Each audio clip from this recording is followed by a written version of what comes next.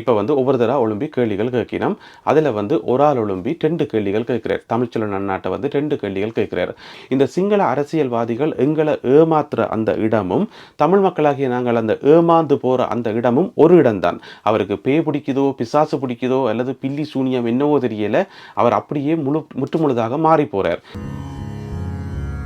மருத்துவர் அர்ச்சுனா அவர்கள் அடுத்து என்ன செய்ய வேண்டும்? அவர் செய்கிறதுக்கு நிறையவே பணிகள் இருக்குது. அவர் இவ்வளோத்தையும் செய்யணும் என்று சொல்லி தமிழ் மக்கள் மத்தியில் ஒரு எதிர்பார்ப்பும் இருக்குது. ஏன்னு சொன்னால் இதுக்கு முதல் வந்தாக்கள் எல்லாமே வந்து நிறைய பணிகளை வந்து செய்யாமல் நிறைய விஷயங்கள் வந்து பெண்டிங்கில் இருக்குது. எனவே அவற்றையெல்லாம் வந்து மருத்துவர் அர்ச்சுனா அவர்கள் செய்யணும் என்கின்ற ஒரு எதிர்பார்ப்பு இருக்குது. அதில் ஒரு மிக முக்கியமான ஒரு விஷயத்தை இந்த காணொலியில் நான் சுட்டி காட்ட விரும்புகிறேன். அது என்ன விஷயம் என்று பார்க்குறதுக்கு முதல், நேற்று வந்து மருத்துவர் அர்ச்சுனா அவர்கள் யாழ்ப்பாணத்துக்கு போயிருந்தவர் ஒரு விளையாட்டு போட்டியில் வந்து பங்கேற்கிறதுக்கு. அப்போ போய் பார்த்தீங்கன்னு சொன்னால் நிறைய மக்கள் வந்து அவரை சூழ்ந்து கொண்டு அவரோட சேர்ந்து செல்ஃபி எடுக்கிறது, அவரை அங்கெங்கே இறக்க விடாமல் மக்கள் சூழ்ந்து கொண்டு யூடியூபர்ஸ் எல்லாம் சூழ்ந்து கொண்டு அவரோட வந்து கதைச்சு கொண்டு வந்ததை பார்க்கக்கூடிய மாதிரி இருந்தது. சமீப காலத்தில் வந்து இப்படியான ஒரு பெரிய வரவேற்பு எந்த ஒரு அரசியல்வாதிக்கும் கிடைச்ச மாதிரி நான் காணவே இல்லை தமிழ் அரசியல்வாதிகளுக்கு. ஏன்னு சொன்னால் அவர்கள் மக்கள் தாங்களாகவே முன்னுக்கு வந்து அவர்களோட கதைச்சு கூட நின்று செல்ஃபி எடுத்து ஒரு கூட பிறந்த ஒரு சகோதரத்தோட கதைக்கிற மாதிரி, ஒரு அண்ணாவோட கதைக்கிற மாதிரி, ஒரு தம்பியோட கதைக்கிற மாதிரி இவ்வளவு அந்நியோன்யமாக இவ்வளவு நெருக்கமாக வேறு ஒரு ஆக்களோட வேறு ஒரு தமிழ் அரசியல் கட்சி தலைவரோட கதைச்ச மாதிரி நான் காணவே இல்லை. அது காரணம் வந்து தமிழ் அரசியல் கட்சிகளுக்கும் மக்களுக்கும் இடையில் இருக்கக்கூடிய அந்த இடைவெளி தான். ஏன்னு சொன்னால் தமிழ் அரசியல் கட்சிகள் தான் தெரியுமே, நாங்கள் தொடர்ந்து சொல்லி கொண்டு வரோம், அவர்கள் வந்து மக்களிலிருந்து அந்நியப்பட்டு போய் இருக்கிறபடியால் மக்கள் வந்து அவர்களை கண்டுகொள்றதும் இல்லை. ஆனால் இவ்வளவோ வாய்ப்புகள் இருக்குது மக்களோட நெருங்கி பழகிறதுக்கும் மக்களோட மனசில் இடம் பிடிக்கிறதுக்கும் என்று சொல்லி எவ்வளவோ வாய்ப்புகள் இருக்குது. ஆனால் அந்த வாய்ப்புகள் எல்லாத்தையும் வந்து தவற விட்டு போட்டு அரசியல்வாதிகள் வந்து தமிழ் அரசியல்வாதிகள் வேறொரு பாதையில் போய் கொண்டிருக்கிறோம். எனவே அவர்களை பற்றி கதைச்சு பிரயோசனம் இல்லை. சரி, மருத்துவர் அர்ச்சுனா அவர்கள் எங்களுடைய மக்களுக்கும் எங்களுடைய இனத்துக்கும் செய்ய வேண்டிய கடமைகள் வந்து நிறைய இருக்குது. அவர்கிட்ட வந்து நிறைய எதிர்பார்ப்புகள் இருக்குது. அதில் வந்து ஒரு விஷயத்தை வந்து நான் சுட்டி காட்ட விரும்புகிறேன். அதை வந்து அவர் கண்டிப்பாக செய்யணும்ன்றது என்னுடைய ஒரு வேண்டுகோள். இதை சுட்டி காட்டுறதுக்காக நாங்கள் 2005ஆம் ஆண்டு வரைக்கும் ஒருக்கா போயிட்டு வருவோம். 2005ஆம் ஆண்டு கிளிநொச்சியில் வந்து ஒரு பொதுக்கூட்டம் ஒன்று நடக்குது, ஒரு ஊடக சந்திப்பு ஒன்று நடக்குது. அதில் கலந்து கொள்றவர் வந்து யாருன்னு பார்த்தீங்கன்னு சொன்னால் எங்களுடைய அரசியல் துறை பொறுப்பாளர் தமிழ்ச்செல்வன் அண்ணா. அப்போ தமிழ்ச்செல்வன் அண்ணா வந்து இருக்கிறார். தமிழ்ச்செல்வன் அண்ணாட்ட வந்து பொதுமக்கள் வந்து கேள்வி கேட்கணும். இதுதான் அந்த சந்திப்பு. அப்போ தமிழ்ச்செல்வன் அண்ணா வந்து சிறப்பு விருந்தினராக வந்திருக்கிறார். அன்றைய சூழ்நிலையை வந்து மக்களுக்கு வந்து விளங்கப்படுத்துகிறார். அதனைத் தொடர்ந்து மக்கள் மத்தியிலிருந்து கேள்விகள் கேட்கப்படணும். இப்போ வந்து ஒவ்வொரு தடவை ஒழும்பி கேள்விகள் கேட்கணும். அதில் வந்து ஒரு ஆள் ஒழும்பி 2 கேள்விகள் கேட்கிறார். தமிழ்ச்செல்வன் அண்ணாட்ட வந்து 2 கேள்விகள் கேட்கிறார். அந்த 2 கேள்விகளில் வந்து முதலாவது கேள்வி என்னென்னு சொன்னால், இன்றைக்கு வந்து சிங்கள மக்கள் மத்தியில் வந்து தமிழ் மக்கள் மத்தியும் தமிழ் மக்களுடைய உரிமை போராட்டம் பற்றியும் ஒரு தவறான கண்ணோட்டம் தான் இருக்குது. இந்த கண்ணோட்டத்தை வந்து இல்லாமல் செய்யறதுக்கு சிங்கள மக்களுக்கு வந்து ஒரு தெளிவை உருவாக்குறதுக்கு விடுதலை புலிகள் என்ன விதமான முயற்சிகளை எடுக்க போகிறார்கள் என்று சொல்லி ஒரு கேள்வி. இந்த கேள்வியை கேட்டது யாருன்னு பார்த்தீங்கன்னு சொன்னால் இப்போதைய பாராளுமன்ற உறுப்பினர் ஸ்ரீதரன் அவர்கள் அப்போ வந்து பாராளுமன்ற உறுப்பினர் இல்லை, அப்போ வந்து ஒரு பாடசாலையினுடைய அதிபராக இருந்தவர். அவர் ஒழும்பி வந்து தன்னை அறிமுகப்படுத்தினவர் அப்படின்னு சொன்னால், வணக்கம், என்னுடைய பேர் ஸ்ரீதரன், நான் வந்து 2 கேள்விகள் உங்கள்கிட்ட கேட்க போகிறேன் என்று சொல்லி போட்டு தான் அந்த கேள்வியை வந்து அவர் ஆரம்பித்தவர். அதில் ஒரு கேள்வி தான் இந்த கேள்வி. சரி, அது ஒரு நல்ல கேள்வி. சிங்கள மக்கள் மத்தியில் வந்து தமிழர்களுடைய உரிமை போராட்டம் பற்றியும் தமிழர்களை பற்றியும் ஒட்டுமொத்தமாகவே தமிழர்கள் என்றாலே இப்படித்தான் என்று சொல்லி ஒரு தவறான ஒரு எண்ணம் தான் சிங்கள மக்கள் மத்தியில் இருக்குது. அதை போக்குறதுக்கு விடுதலை புலிகள் என்ன முயற்சிகளை எடுக்கப் போகிறார்கள் என்று சொல்லி அன்றைக்கு இப்போதைய பாராளுமன்ற உறுப்பினர் ஸ்ரீதரன் அவர்கள் தமிழ்ச்செல்வனை பார்த்து இந்த கேள்வியை கேட்டவர். எனது பெயர் ஸ்ரீதரன். நான் 2 கேள்விகளை கேட்கிறேன். ஒன்று, சிங்கள மக்கள் மத்தியில் எங்களுடைய தமிழீழ விடுதலை போராட்டம் பற்றிய கருத்துக்கள் சென்றடைவதில்லை என்கிற ஒரு ஆதங்கம் இருக்கிறது. அண்மையில் கூட கொழும்பிலே நடந்த ஒரு கருத்தரங்கு சென்றிருந்த பொழுது அங்கு பங்கு பெற்றிய பல கல்வியலாளர்கள் கூட அவர்கள் இங்குள்ள போராட்டம் பற்றி அல்ல இங்குள்ள போராளிகளை பற்றி அல்லது எங்களுடைய தலைவர் பிரபாகரனை பற்றி ஒரு தவறான பார்வை அல்ல, அவர்களிடம் இருக்கிற ஒரு தெளிவான பார்வை இல்லை. சிங்கள மக்கள் மத்தியில் தமிழீழ விடுதலை போராட்டம் பற்றிய ஒரு நல்ல கருத்துக்கள் அவர்களுக்கு சென்றடைய வேண்டும். ஆனால் சிங்களவர்களிடம் இருக்கிற ஊடகங்கள் பத்திரிகைகள் எல்லாம் மாற்றான கருத்துக்களையே அங்கு விதைக்கின்றன. அவர்களிடம் இந்த கருத்துக்களை கொண்டு செல்வதற்கு ஏதாவது ஒரு ஒழுங்கமைப்பு விடுதலை புலிகளுக்கு ஊடாக மேற்கொள்ளப்பட வேண்டும். ஏனென்றால் ஆனால் பார்த்தீங்கன்னு சொன்னால் 2009ஆம் ஆண்டுக்கு பிறகு ஸ்ரீதரன் அவர்கள் பாராளுமன்ற உறுப்பினராக வந்த பிறகு கடந்த ஒரு 15 வருஷத்தில் அவர் என்ன செய்தவர், சிங்கள மக்கள் மத்தியில் வந்து ஒரு தெளிவான ஒரு கருத்தை கொண்டு வரதுக்கு, சிங்கள மக்கள் மத்தியில் ஒரு விழிப்புணர்வை உருவாக்குறதுக்கு அவர் என்ன செய்தவர் என்றது மிகப்பெரிய கேள்விக்குறியாக இருக்குது. இப்போ வந்து நாங்கள் ஸ்ரீதரன் எம்பியை பார்த்து கேட்க வேண்டியிருக்குது, நீங்கள் என்ன செய்தீங்க என்று சொல்லி. ஏனென்று சொன்னால் அந்த பணி வந்து இன்னமுமே வந்து முடிக்கப்படாமல் இருக்குது. அந்த பணி வந்து இன்னமுமே வந்து பெண்டிங்கில் இருக்குது. அதனால் வந்து மருத்துவர் அர்ச்சுனா அவர்களுக்கு சிங்களம் தெரியும், ஆங்கிலம் தெரியும், 3 மொழியும் தெரியும். அதனால் வந்து சிங்கள மக்கள் மத்தியில் வந்து கருத்துக்களை கொண்டு சேர்க்கறதுக்கு, கருத்துக்களை பரப்புறதுக்கு அவரால் முடியும் என்ற நம்பிக்கையில் வந்து அவர்கிட்ட வந்து இந்த கோரிக்கையை நான் வைக்கிறேன். ஏன்னு சொன்னால் இந்த பிரச்சனை வந்து நீண்ட காலமாக இருக்குது. நீங்கள் பார்த்தீங்கன்னு சொன்னால் இலங்கையில் வந்து இந்த பிரச்சனைகள், இனப்பிரச்சனை உருவாகிறதுக்கான அடிப்படை காரணமே வந்து சிங்கள மக்கள் மத்தியில் தமிழர்கள் பற்றின இருக்கிற ஒரு பிழையான கருத்து தான். அந்த பிழையான கருத்து வந்து சிங்கள மக்கள் தாங்களாகவே விரும்பி அந்த கருத்தை கொண்டு வரையலை. சிங்கள மக்களுக்கு வந்து தமிழ் மக்களை வந்து எதிர்க்கணும், தமிழ் மக்களை பற்றி புலவலையாக விளங்கி வச்சுக்கொள்ளணும்னு சொல்லி அவைக்கு ஒன்று நேர்த்தி கடனும் கிடையாது.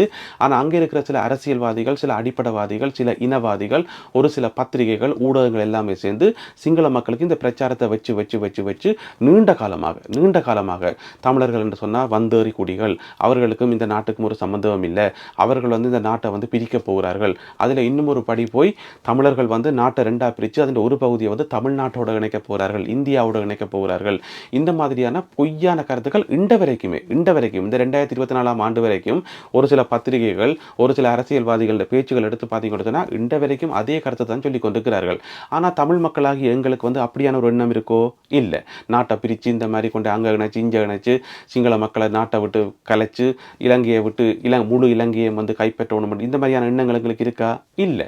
தமிழ் மக்கள் மத்தியில் வந்து அப்படியான எண்ணம் எதுவுமே கிடையாது. எங்கட பாட்டில் நிம்மதியாக வாழ விடுங்கப்பா, இதுதான் எங்களுடைய கோரிக்கை. நாங்கள் எங்களையே பார்த்துக்கொண்டு நாங்கள் எங்கட பாட்டில் வாழ்கிறோம், எங்களுக்கான சுய நிர்ணய உரிமையோடு நாங்கள் வாழ்ந்துட்டு போகிறோம், நீங்களும் சந்தோஷமாக இருங்கோ, நாங்களும் சந்தோஷமாக இருக்கிறோம், எந்த விதமான பிரச்சனையுமே இல்லை. இதுதான் தமிழ் மக்களுடைய அடிப்படையான எண்ணம். மற்றபடி தமிழ் மக்கள்கிட்ட மனசில் வந்து சிங்கள மக்களை பற்றி ஒரு தவறான எண்ணமோ அல்ல சிங்கள மக்களை எதிரியாக பார்க்குறதோ இந்த மாதிரியான எண்ணங்கள் கிடையவே கிடையாது. ஆனால் சிங்கள அரசியல்வாதிகளும் ஊடகங்களும் ஒரு சில இனவாதிகளும் செய்கிற இந்த வேலைகளால் வந்து சிங்கள மக்கள் வந்து இன்ற வரைக்கும் ஒரு தவறான ஒரு கருத்தில் தான் இருக்கணும். அதில் பார்த்தீங்கன்னு சொன்னால் இப்போ நாங்கள் ஒரு நாயை வந்து வேட்டை நாய் மாதிரி வளர்ப்போம், கடிக்கிறதுக்கு ஏற்ற மாதிரி வளர்த்து போட அந்த நாயை வந்து கட்டி வச்சிருப்போம், தேவைப்படுற நேரத்தில் அவுட்டு விடுற மாதிரி. கிட்டத்தட்ட சிங்கள மக்களையும் வந்து ஒரு சாதாரண அடிப்படை சிங்கள மக்களையும் வந்து இந்த அரசியல்வாதிகள், சிங்கள அரசியல்வாதிகள் வந்து அப்படி தான் பழக்கி வச்சிருக்கணும். தேவைப்படுற நேரத்தில் வந்து அப்படியே தமிழ் மக்களுக்கு மேலே பாயிற மாதிரி. எப்படின்னு சொன்னால் இப்போ வந்து ரணில் விக்ரமசிங்கே வந்து தமிழ் மக்களுக்கு ஒரு தீர்வை கொடுக்க போகிறாருன்னு வைங்களேன். ஒரு தீர்வை கொடுக்கறதுக்கு முன் வாரார், தமிழ் மக்கள் விரும்புகிற ஒரு தீர்வை கொடுக்கறதுக்கு முன் வாராருன்னு வைங்க. உடனே வந்து ரணில் விக்ரமசிங்கவுக்கு எதிராக இருக்கிற தானே ஆக்கள், மைந்த குரூப், அவை என்ன செய்யணும் சொன்னால் இந்த சிங்கள மக்களை வந்து ஏவி விடுறது. இந்த பேர் இவர் நாட்டை பிரிக்கிறார், தமிழ் மக்கள் சார்பாக செயல்படுறார், இவர் வந்து புலம்பெயர் தமிழ் மக்கள்கிட்ட வந்து காசை வாங்கிட்டார், எனவே வந்து இவருக்கு எதிராக நீங்கள் செயற்படணும், இவருக்கு வாக்களிக்க வேணும்னு சொல்லி அங்கே தூண்டி விட்டோன்னே சிங்கள மக்கள் வந்து ரணில் விக்ரமசிங்கவுக்கு வாக்களிக்க மாட்டினோம். பிறகு வந்து மைந்த குரூப்போ அல்லது இன்னும் ஒரு ஆக்களோ வந்து தமிழ் மக்கள் சார்பாக செயல்பட்டாலோ, அப்படிலாம் செயல்படுறது வாய்ப்பில்லை. செயல்பட்டாலோ, உதாரணத்துக்கு சொல்கிறேன், செயல்பட்டாலோ அல்லது தமிழ் மக்களுக்கு ஏதாவது தீர்வு கொடுக்க முன் வந்தாலோ உடனே ரணில் விக்ரமசிங்க தரப்பில் இருக்கிறார்கள் என்ன செய்யறேன்னு சொன்னால் சிங்கள மக்களை தூண்டி விடுறது. இங்கே பாருங்க, இவர் நாட்டை பிரிக்கிறார், இவர் வந்து புலம்பெயர் மக்கள்கிட்ட வந்து காசை வாங்கி கொண்டு நாட்டை பிரித்து தமிழ் மக்கள்கிட்ட கொடுக்க போறார், இனி இலங்கையில் சிங்களவர்களுக்கு இடமே கிடையாது, சிங்களவர்கள் இந்த தீவை விட்டு கலைக்க போயினோம், அது இதுன்னு சொல்லி பிரச்சாரத்தை கிண்டி விடுறது. அதுக்கு வந்து சிங்கள மக்கள் எடுபட்டு இப்போ அவருக்கு வாக்களிக்காமல் விடுறது. இந்த மாதிரி சிங்கள அரசியல்வாதிகளும் அரசியல் கட்சிகளும் வந்து இந்த சிங்கள மக்களை வந்து ஒரு கொதி நிலையில் தான் வச்சிருக்கணும். ஒரு வகையான ஒரு நெச்ச நேரம் இப்படி பாயக்கூடிய மாதிரியான ஒரு கொதி நிலையில தான் வச்சிருக்கணும் என்று சொன்னால் தங்களுடைய அரசியல் தேவைக்காக. இவருக்கு தேவை என்று சொன்னால் இவர் தூண்டி விடுவார், அவருக்கு தேவை என்று சொன்னால் அவர் தூண்டி விடுவார். இப்படி வந்து சிங்கள மக்கள் வந்து காலங்காலமாக வந்து தொடர்ந்து ஏமாற்றப்பட்டு கொண்டு தான் இருக்கணும். அதனால தான் தமிழ் மக்களை பற்றின ஒரு பிழையான அபிப்பிராயத்தை வச்சுக்கொண்டு தமிழ் மக்களை வந்து ஒரு எதிரியாக பார்த்துக்கொண்டு, எல்லா சிங்கள மக்களும் இல்லை, ஆனால் சிங்கள மக்கள் மத்தியில் இப்படியான ஒரு பிழையான ஒப்பீனியன் இருக்கிறது தான் நீண்ட காலமாக எங்களுடைய பிரச்சனை வந்து இழுவறதுக்கான அடிப்படை காரணம். அதை விட இன்னும் ஒரு முக்கியமான விஷயம், இந்த சிங்கள அரசியல்வாதிகள் எங்களை ஏமாத்துற அந்த இடமும் தமிழ் மக்களாகிய நாங்கள் அந்த ஏமாந்து போற அந்த இடமும் ஒரு இடம்தான். அந்த ரெண்டுமே வந்து ஒரு இடம்தான். அந்த இடம் என்னென்று சொல்லி பார்த்தீங்கன்னு சொன்னா அதுதான் ஆட்சி கதிரை. ஒரு சிங்கள அரசியல்வாதி வந்து ஆட்சிக்கு வராக்க முதல் நல்லா கதைப்பார், நல்ல விதமாக கதைப்பார், தேன் ஒழுக கதைப்பார். நாங்கள் நினைப்போம், இன்னொரு அருமையான மனுஷனப்பா, இந்த மனுஷன் விழாலம் எங்கே இருந்தது, இப்படியான ஒரு ஆளத்தான் நாங்கள் தேடிக்கொண்டு நாங்கள் என்று சொல்லி நாங்கள் நிற்போம். ஆனால் அதே சிங்கள அரசியல்வாதி வந்து ஆட்சிக்கு வந்து தெரிவு செய்யப்பட்டு ஜனாதிபதியாக வந்து அந்த ஆட்சி கதிரையில் இருந்தா பிறகு அவருக்கு பேய் பிடிக்குதோ பிசாசு பிடிக்குதோ அல்லது பில்லி சூனியம் என்னவோ தெரியல, அவர் அப்படியே முற்றுமுழுதாக மாறி போறார். இப்படித்தான் சந்திரிகா ஜனாதிபதியாக வரைக்குள்ள வந்து தமிழ் மக்கள் வந்து கொண்டாடினவே. சமாதான தேவதை வந்துட்டா, சமாதானத்தை கொண்டு வர போறா, இனி எங்கட நாட்டில் வந்து எந்த விதமான பிரச்சனையுமே இல்லை, நாங்கள் எல்லாரும் நிம்மதியாக வாழலாம் என்று சொல்லி தமிழ் மக்கள் வந்து துள்ளி குதிச்சவே. ஆனால் கடைசியில் வந்து என்ன நடந்தது? சந்திரிகா வந்து என்ன செய்தவா? ஏன்னு சொன்னால் சந்திரிகா மட்டும் இல்லை, யாராக இருந்தாலும் இப்போ கூட பார்த்தீங்கன்னு சொன்னால் அனுரகுமார திசாநாயக்க கதைக்கிறது நல்லா தான் இருக்குது, நியாயமாக தான் இருக்குது, ஒரு பிரச்சனையுமே இல்லை.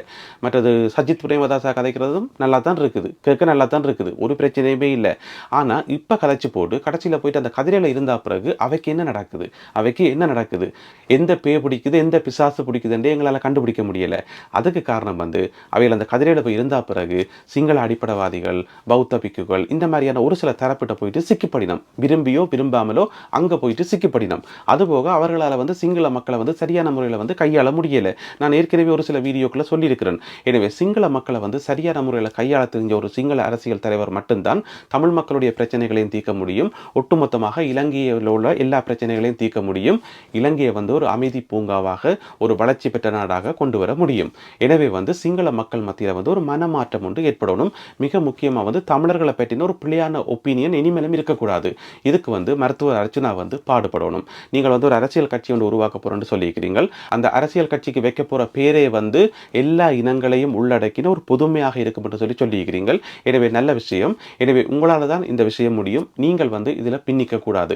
எனவே மருத்துவர் அர்ச்சுனா அவர்கள் கட்சியோட ஃபோம் பண்ணிக்குள்ள வந்து கட்சியோட உருவாக்கிக்குள்ள வந்து அதில் வந்து பல பிரிவுகள் இருக்கணும். அதில் இருக்கிற ஒவ்வொரு பிரிவும் வந்து மக்களுக்காக வந்து பயங்கரமாக சேவை செய்யணும்.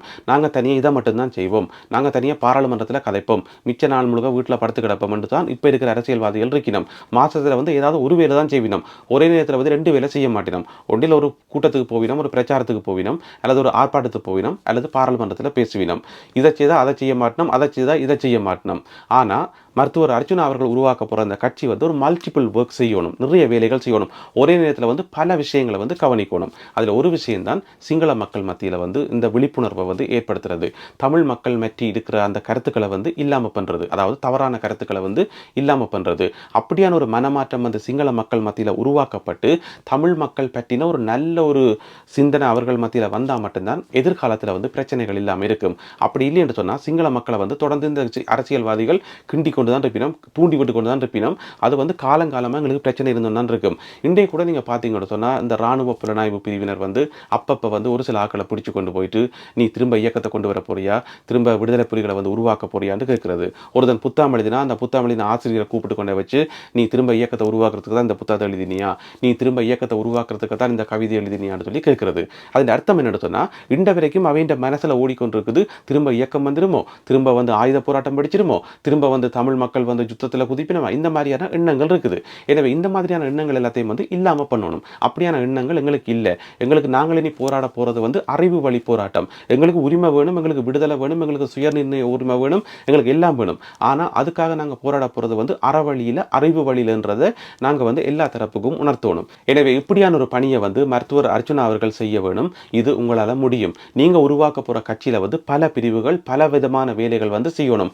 ஒரு பிரிவு வந்து இந்த ரோட்ல இருந்து பாலப்பழம் விற்கிற, நீங்கள் சொன்ன மாதிரி ரோட்ல இருந்து பாலப்பழம் விற்கிற இந்த பிள்ளைகள் எல்லாரையும் சந்தித்து அவர்களை கூட்டிக்கிட்டு போய் அவர்களை படிக்க வைக்கிற வேலையில் வந்து உங்களோட கட்சியின் ஒரு பிரிவு வந்து தீவிரமாக ஈடுபடணும். இன்னும் ஒரு பிரிவு வந்து சிங்கள மக்கள் மத்தியில் வந்து இந்த நல்ல கருத்துக்களை பரப்பி தமிழ் மக்களை பற்றின அந்த பிள்ளையான கருத்துக்களை வந்து இல்லாமல் பண்ணுற அந்த பிரச்சார பணியில் ஈடுபடணும். இன்னும் ஒரு பிரிவு வந்து உங்களுடைய கட்சி வந்து என்ன செய்யப்படுதுன்றதை தமிழ் மக்களுக்கு தெளிவாக வழங்கப்படுத்துகிற அந்த பணியில் ஈடுபடணும். இன்னும் ஒரு பிரிவு வந்து நாட்டை வந்து சுத்தப்படுத்தி மக்கள் மத்தியில் வந்து ஒரு அடிப்படை சுகாதாரத்தை வெளிப்படுத்தி, மருத்துவத்துக்கு மிக முக்கியமானது வந்து அடிப்படை சுகாதாரம், அந்த அடிப்படை சுகாதாரத்தை வந்து மேம்படுத்துகிற மாதிரியான பணிகளை வந்து இன்னும் ஒரு டீம் செய்யணும். இப்படி வந்து மல்டிபிள் டீம், நிறைய டீம் வந்து உங்களோட கட்சியில் இயங்கணும், எல்லாமே வந்து சுறுசுறுப்பாக இயங்கணும். எனவே இப்படியான ஒரு கட்டமைப்பை வந்து நீங்கள் உருவாக்கினீங்கன்னு சொன்னால் உங்களுக்கு வந்து இன்னும் மக்கள் ஆதரவு வந்து பெருகும். எனவே இந்த 2 இனங்களுக்கு இடையில வந்து நல்ல புரிந்துணர்வை உருவாக்குறது, நல்ல ஒரு தெளிவை உருவாக்குறது மருத்துவர் அர்ச்சுனா அவர்களுக்கு இருக்கக்கூடிய பல கடமைகளில் ஒன்றாக இருக்கிறது, முக்கியமானதாக இருக்கிறது.